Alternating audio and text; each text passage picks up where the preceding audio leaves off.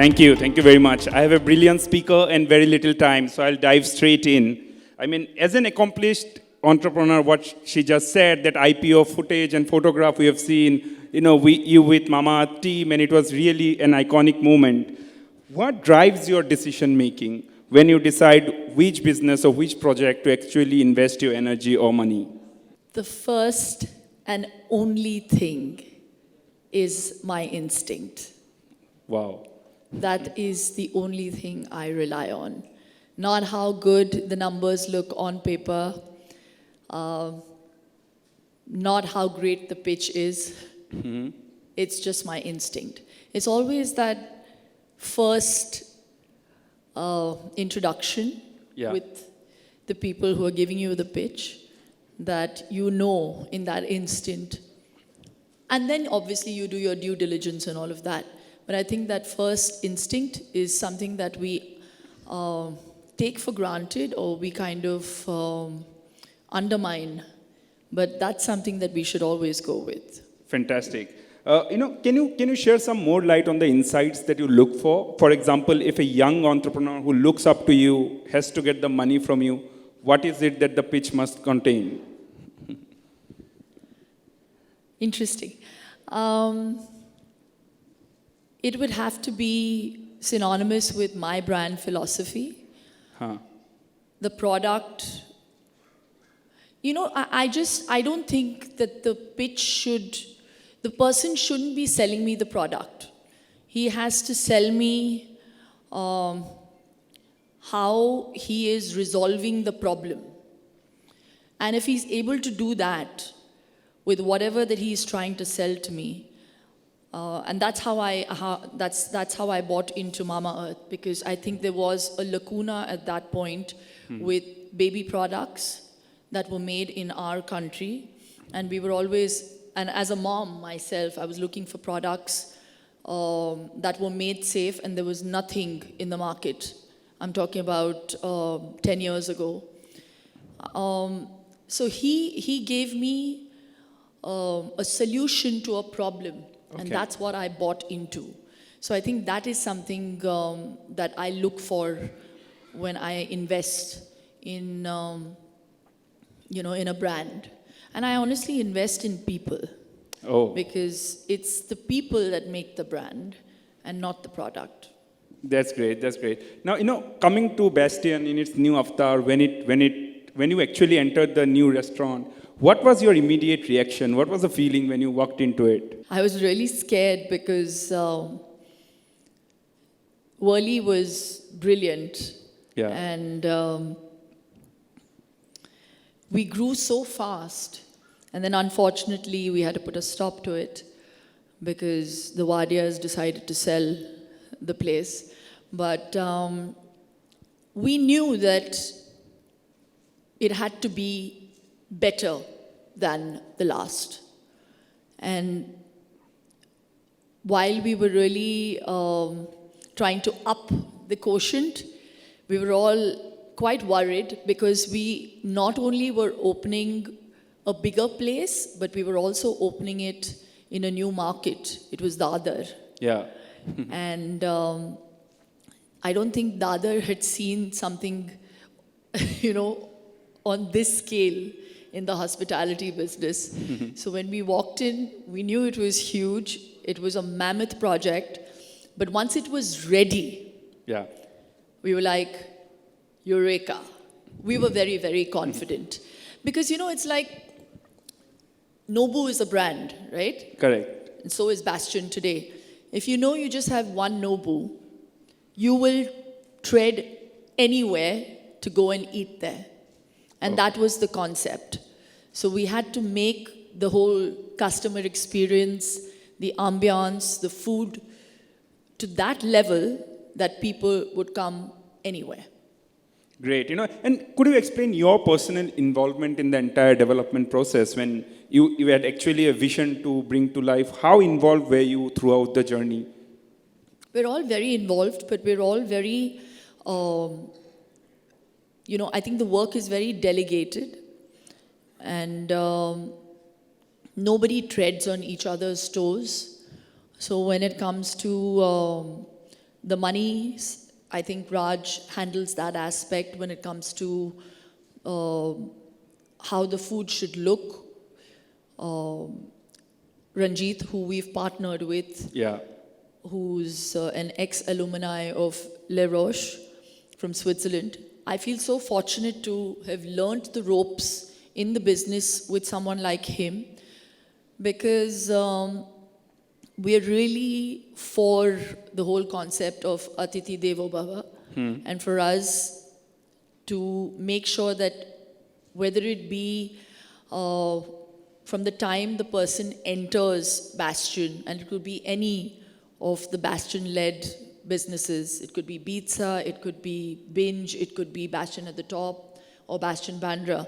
From the time you step foot into Bastion to the time you leave, it has to be a memorable experience. Okay. So we make sure, as each one of us as partners, whether it be the marketing aspect I look into, the tasting, and the protocols are all handled by our CEO, by our COO, who is Rowan. Yeah. And he's British and he's crazy. So nothing is easily passed by him. So we all have our roles, and that's how we do it. Brilliant. It's teamwork. Brilliantly put, actually. All of the leaders here in the customer experience world for various brands, they have spoken since morning about how important it is to actually deliver a quality customer experience. So when somebody walks into the restaurant, what is it that you would like that customer to leave with? Which customer experience, according to you, is very critical? I think the one thing that I feel extremely proud of when it comes to Bastion is that we've been able to create a vibe of celebration. Yeah. And it's not just for one generation, but 3 generations. So you could come in as a family with your grandmother, and you could be maybe Gen A, and you will feel the same way. So we create those memories, whether it be, the lighting, the ambiance. We have the pool, which is so cool, and the music. So that whole vibe of celebration is what we emphasize on, and obviously customer experience is at the top.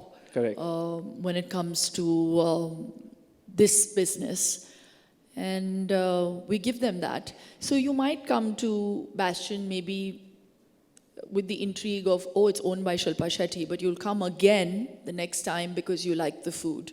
Great. And because you liked Bastion as a restaurant and you enjoyed the customer, the whole experience that we have been able to create for you as customers. Fantastic. So the marketing and the brand appeal can bring a customer, but the retention is based on the experience that you provide. Really well summed up.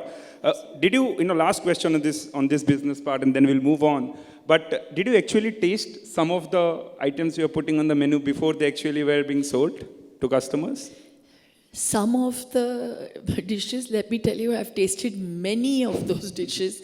And once on the lip and forever on the hip. There were many. So in the beginning, I remember we'd have these tasting sessions, and all our fabulous chefs would pull out all the stops, and the tables would be laden with food. It was great for the first 3 times. Okay. And then after that, I was like, listen, I can't do this.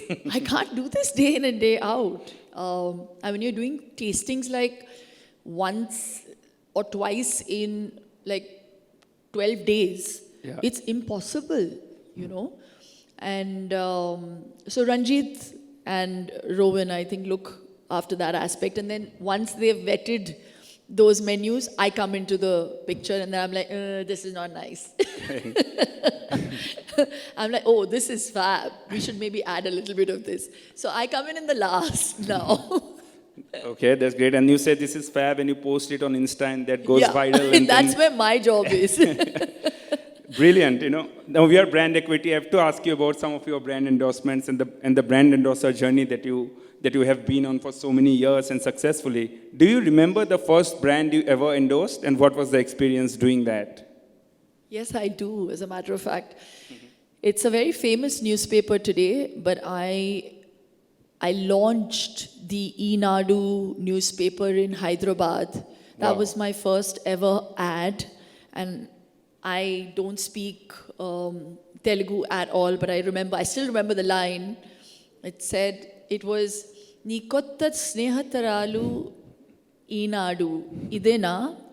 Would like to know from you, what is it take for you to say yes to an endorsement? There are many brands that are probably reaching out to you for a collaboration or for a long-term brand endorsement. When is it that you would say yes? I don't know if I've said this before, but I'll definitely reiterate and say it today, that it takes a lot of no's to make you a brand. Wow, that's a great statement. Yeah, to make me say yes is very hard. It definitely can't be an aerated drink. It can't be a pan masala. No amount of money can drive me to do something like that. It'll have to be without refined sugar.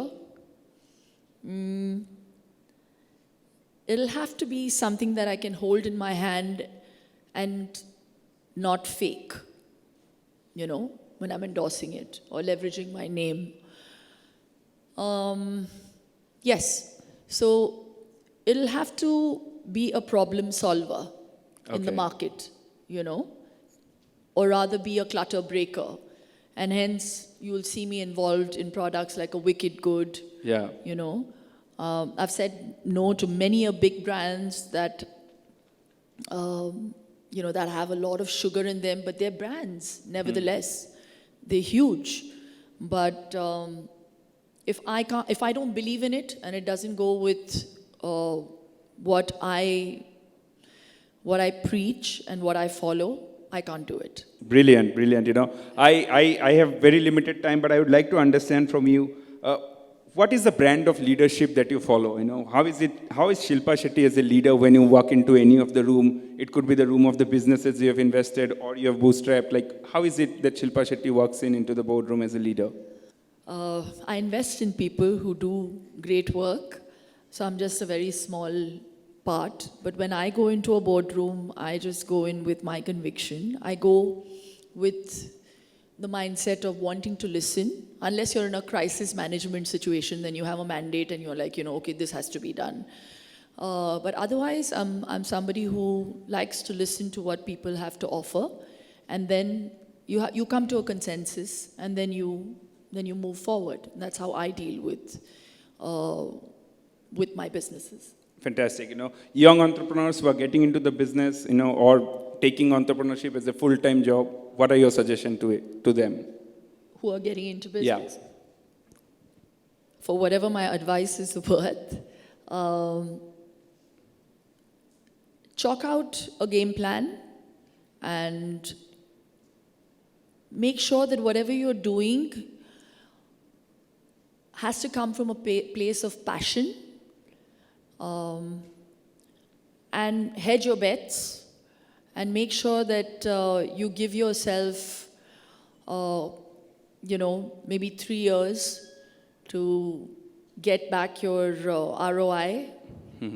And that's as corporate as I could sound.